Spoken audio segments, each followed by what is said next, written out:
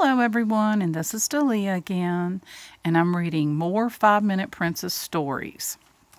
This story is Sleeping Beauty, the Wedding Gift. Scarlett's going to sleep, so she wants me to read this. Sleeping Beauty had received true love's kiss at last, and now she was living happily back at the castle with her parents. They were preparing for the wonderful day she would marry the man of her dreams, Prince Philip. Naturally, the whole castle was abuzz. The royal gardeners were gathering the most fragrant flowers from the palace garden. The royal chefs were cooking up the grandest of wedding banquets, and the royal bakers were assembling a wedding cake tall enough to feed the entire kingdom. And there was the royal dressmaker, who with their staff of 22 had the most honored job of all, sewing the wedding dress of Princess Aurora's dreams.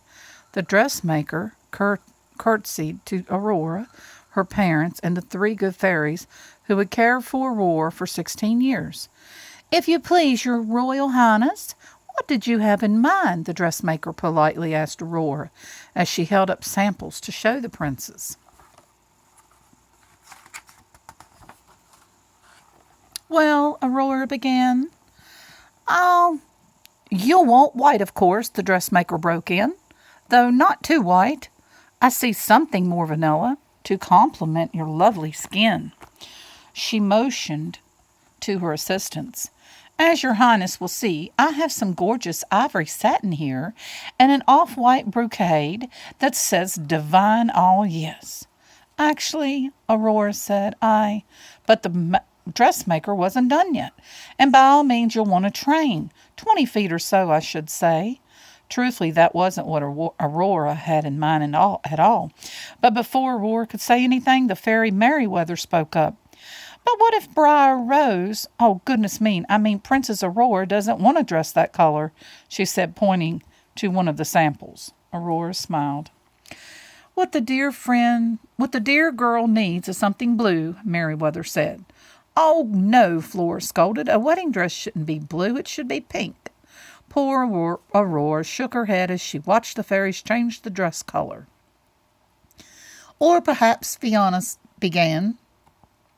"Just a minute," King Stephen declared, holding up his hand.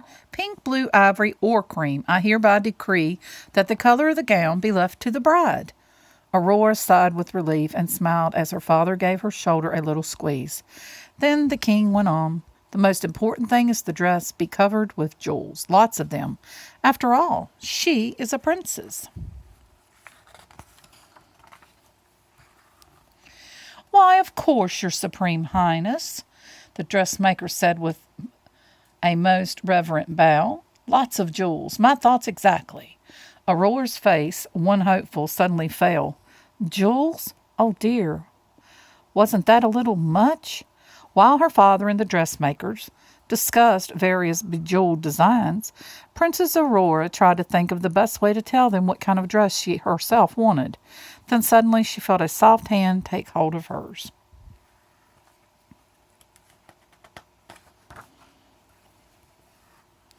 "Come, darling," her mother whispered, smiling.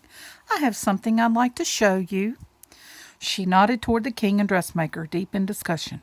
"I don't think they'll miss us for a few moments, do you?" Together the two walked up the stairs and into the queen's dressing room. And there Aurora watched her mother go to an old trunk, open it, and pull out a long, beautiful gown, edged with delicate lace and tiny pearls.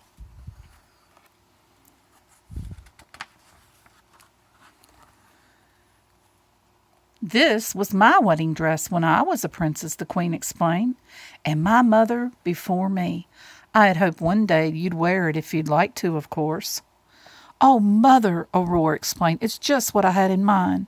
Moments later, Aurora went back downstairs wearing her mother's wedding gown. "Oh," the fairies gasped. "Oh," the dressmaker sighed. "Perfect," declared her father.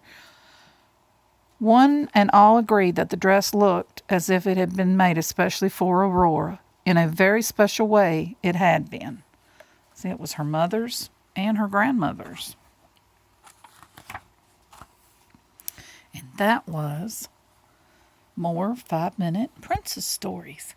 I hope you enjoyed it. Have a wonderful and blessed day. Take care, and there will be more.